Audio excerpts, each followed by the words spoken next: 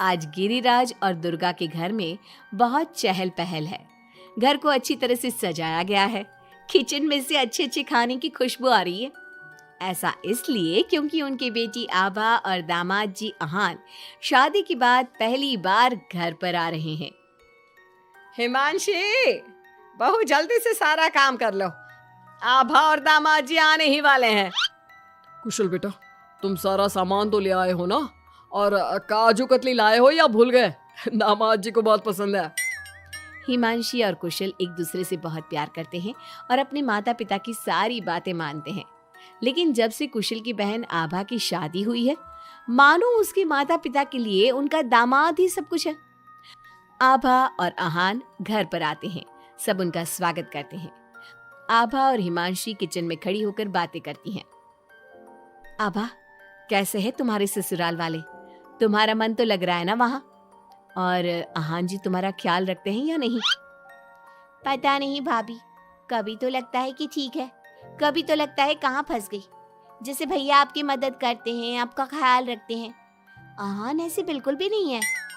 अरे इतना मत सोचो तुम। शुरू में थोड़ी दिक्कत आती है, लेकिन बाद में सब ठीक हो जाएगा। चलो बाहर चलते हैं। हिमांशी और आभा चाय नाश्ता लेकर बाहर आई।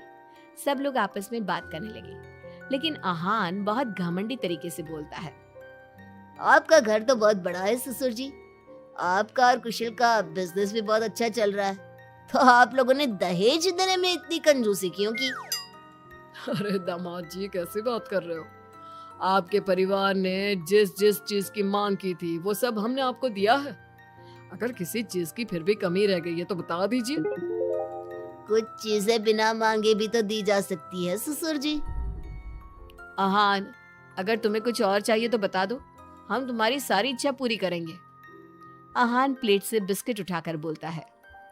मांगने से दिया तो क्या दिया, वैसे भी आप लोग मेरी डिमांड कभी पूरी नहीं कर पाओगे।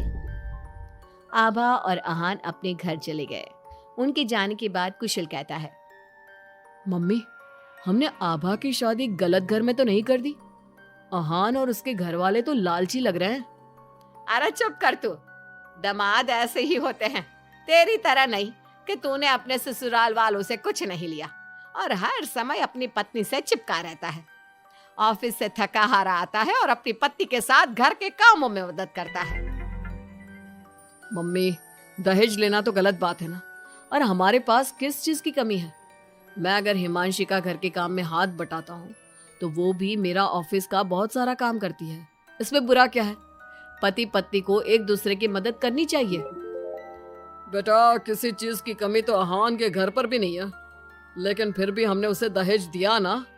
ना केवल दहेज दिया बल्कि उनकी जो भी डिमांड थी वो सारी पूरी की। और उसने क्या किया? आपके और मम्मी के सामने ताने सुनाकर चला गया। आप दोनों को इससे दुख होगा। अहान ने इसका बिल्कुल ख्याल नहीं किया।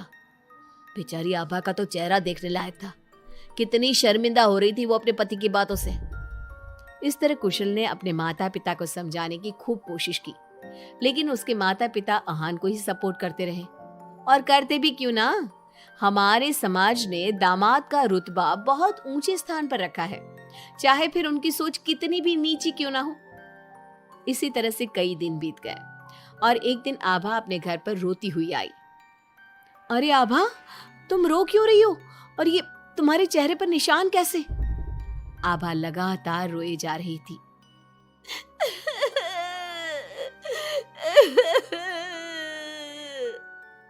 अरे बता मेरी बच्ची, क्या हुआ है तुझे? मत रो इस तरह, मेरा तो दिल बैठा जा रहा है। क्या हुआ है बेटा? हिमांशी और दुर्गा के बार बार पूछने पर आभा ने बताया। मम्मी, मुझे अहान ने बहुत मारा है। क्या? दामाद जी ने तुझ पर हाथ उठाया? लेकिन क्यों? वो रोज शराब पी कर आते हैं और मुझे मारते हैं, लेकिन आज तो उन्होंने हद ही कर दी। क्या अहान जी शराब पीते? ये बात तो उनके घर वालों ने बताई नहीं थी। अरे कौन अपने बच्चों की कमियां बताता है? आने दे तेरे पापा को, वही बात करेंगे अहान और उसके घर वालों से। शाम को जब गिरिराज और कुशल घर पर आए तो उन्हें आभा का चेहरा देखकर बहुत गुस्सा आया, लेकिन वो करते भी क्या? आखिर अहान घर का दामाद है। पर आभा के चेहरे पर चोट के निशान देखकर कुशल से चुप नहीं रहा गया। कुशल ने फोन करके आहान से बात की। आहान, तुम्हारी हिम्मत कैसे हुई मेरी बहन पर हाथ उठाने की? तुम्हारी बहन घर में किसी की बात नहीं सुनती, जो उसके मन में आता है वही करती है। अब तुम ही बताओ मैं कैसे चुप बैठ सकता हूँ? अगर वो किसी की बात नहीं सुनेगी तो तुम उस पर हाथ उठाओगे? मैं तुम्हारी तरह नहीं कि अपनी पत्नी के पीछे पीछे घूमता रहूं। अगर तुम्हारी बहन जरा भी टेढ़ी चली ना तो मैं उसे इसी तरह से मारूंगा। ये बोलकर आहान ने फोन काट दिया।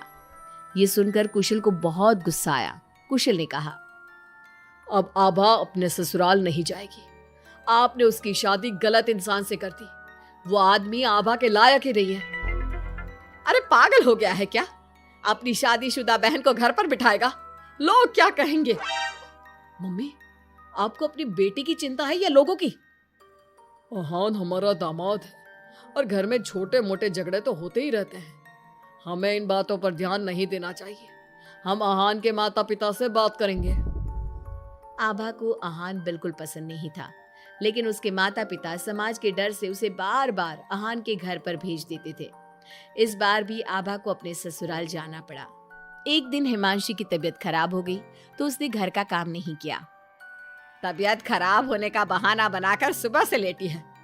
तुझे इस घर में जितना आराम मिला है ना, दुनिया में किसी बहू को कहीं इतना आराम नहीं मिला होगा। तेरा तो पति भी तेरे साथ काम कराता है। देख मेरी आभा को, बेचारी कितना पिटती है अपने पति से और सारे घर का काम खुद ही करती है। शाम को जब कुशल घर आता है तो हिमांशी उसे सारी बात बताती है। तुम मम्मी की बात का बुरा मत माना करो। मम्मी चाहती है कि मैं उनके निकम्मे दामाद की तरह बन जाऊं, जो अपनी पत्नी की बिल्कुल भी इज्जत नहीं करता। लेकिन मैं ऐसा नहीं बन सकता। कुशल ने हिमांशी का बहुत ख्याल रखा और वो जल्दी ही ठीक हो गई। वहीं आहान आभा के साथ बहुत बुरा बर्ताव करता था। आभा के माता पिता ना तो आभा की बात सुनते और ना ही कुशल की। एक दिन आहान किसी काम के सिलसिले में शहर से बाहर गया हुआ था। वो जिस होटल में रुका था वहां उसे आहान दिखा। अरे ये तो आहान लग रहा है, मगर इसके साथ ये लड़की कौन है? कुशल ने वहां कुछ लोगों से पूछताछ की तो उन्होंने बताया, ये तो अक्सर इस होटल में अलग अलग लड़कियों के साथ आते हैं। लेकिन आप ये सब क्यों पूछ रहे हो? कुशल बिना कुछ बोले वहां से चला जाता है और घर आकर सभी को ये बात बताता है। लेकिन उसके माता पिता को तो इस बात से भी कोई फर्क नहीं पड़ा। अरे बेटा, इस बात को यहीं खत्म कर दो। हम आहान से क्या कह सकते हैं? आखिर वो हमारे घर का दामाद है। बेटा देख, ये बात ना आभा को मत बताना, नहीं तो उसे बहुत बुरा लगेगा। आप दोनों किस मिट्टी के बने हैं? दामाद दामाद कहकर आपने उसे सर पर चढ़ा दिया। मैं आपकी बहू के साथ अच्छा बर्ताव करता हूँ तो आप मुझे झोरू का गुलाम कहते हैं। और आहान आपकी बेटी को जानवर की तरह पीटता है, अब तब भी उससे बात करने की हिम्मत नहीं करते। आप लोग बेटे और दामाद में इतना फर्क क्यों करते हो? बेटा, दामाद को तो सर का ताज समझा जाता है। हमेशा से ऐसा ही चलता आया है। अरे हमारे समाज ने ऐसे ही नियम बनाए हैं। चाहे वो आपकी बेटी के साथ कैसा भी बर्ताव करे, उसे जानवरों की तरह मारे पीटे। मम्मी, ये पुराने जमाने की बातें हैं। आजकल कोई पढ़ी लिखी लड़की इतना नहीं पीट रही जितनी हमारी आभा पीट रही है, वो भी सिर्फ आप दोनों की वजह से। मैं आज ही उसके ससुराल जाकर उसे सारी बात बता दूंगा और आखिरी फैसला उसका होगा। कुशल और हिमांशी आभा के पास जाकर उसे आहान की सारी सच्चाई बता देते हैं। आभा अपने भाई के साथ आ जाती है। घर आकर वो अपने पति को तलाक के पेपर भेजती है। हालांकि गिरिराज और दुर्गा अभी भी अपने दामाद के साथ है और तलाक के खिलाफ। उनको अभी भी समाज की चिंता है, बेटी की नहीं।